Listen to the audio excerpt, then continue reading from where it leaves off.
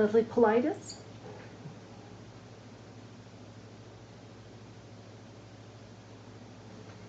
Hi, Madam Chair, fellow commissioners. Thank you for giving me the opportunity to speak again. I'm the assistant superintendent from the Los Gatos Union School District, and I live on Ann Arbor Drive in Los Gatos. I just wanted to share with you tonight my concern about the open-ended development agreement. I'm certainly not opposed to development, but I'm struggling with the open-ended agreement, which creates an opportunity to reduce uncertainty for infrastructure and economic issues, and also for the developer in terms of what really happens over that time with commercial and residential opportunities for profitable development. But it greatly creates uncertainty for me in the school district trying to plan for our capacity and our enrollment. So I'm struggling a little bit with that. The general plan, while this development meets the tenets of the general plan, it wasn't in the housing element of the general plan, which is something that I use when we go out for bonds to understand what my capacity is and what I'm going to do.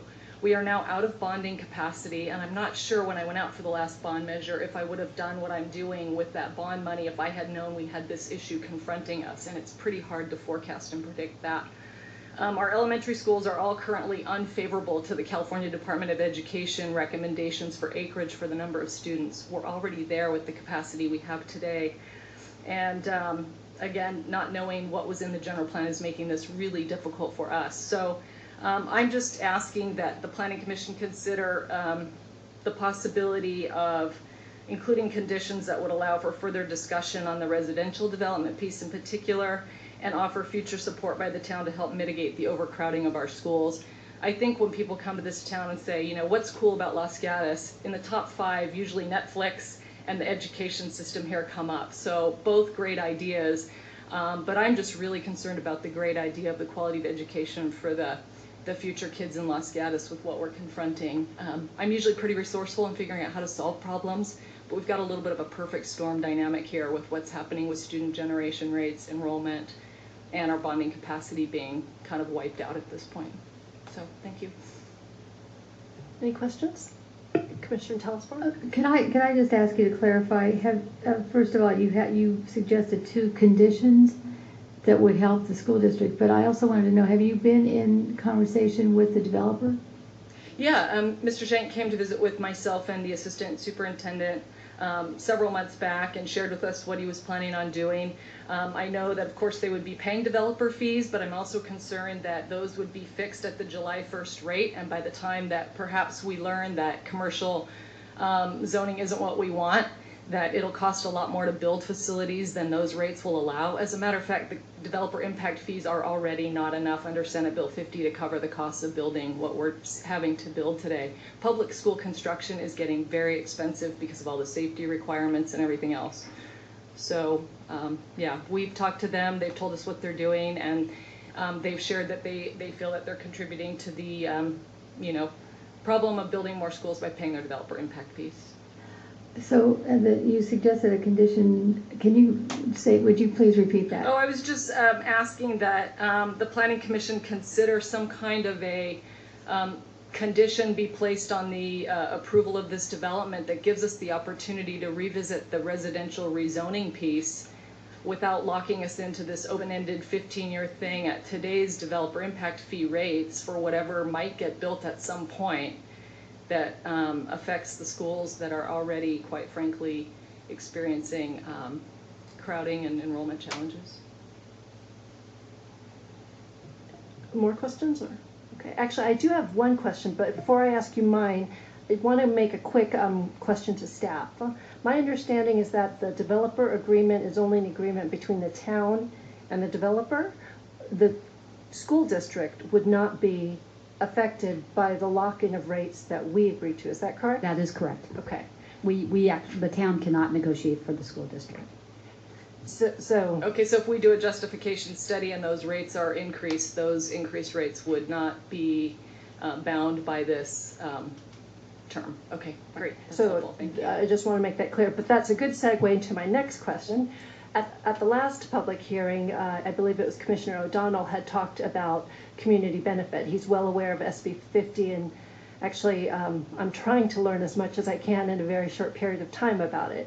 But my understanding is that we as a town and you as a school district are limited by what you can legally charge.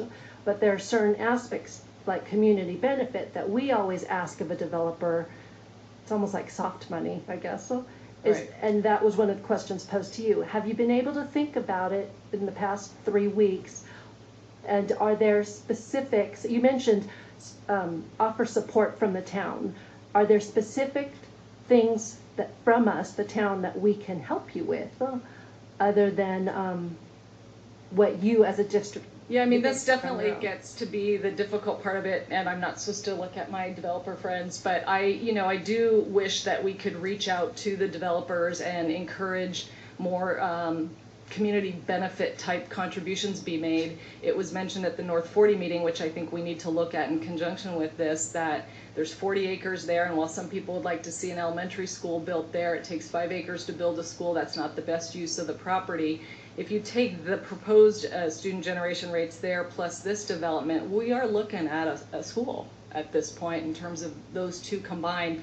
And I don't know where we would put it if we don't get some contribution of land. You know, what in this town would need to get torn down so we could build? Where would I get the money to buy the land with the bonding capacity issue I have until property values go up? So I'm kind of trying to figure out if I can just keep, sharing with you my challenge.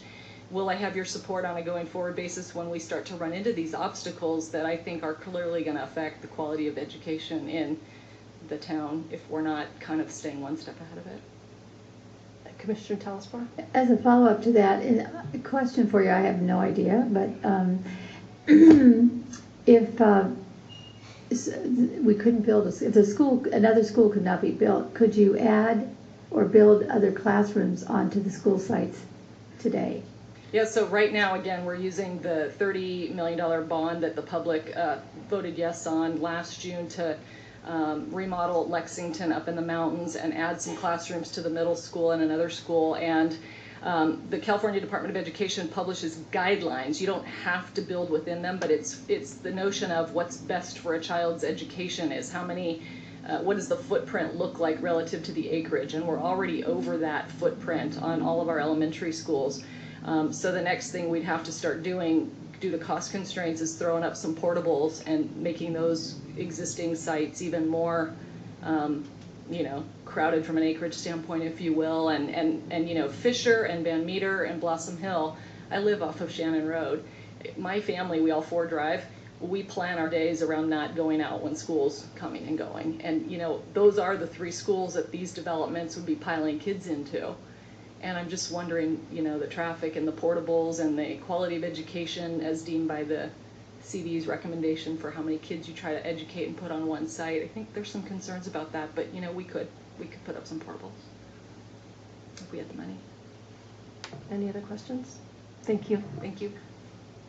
Next speaker is Bill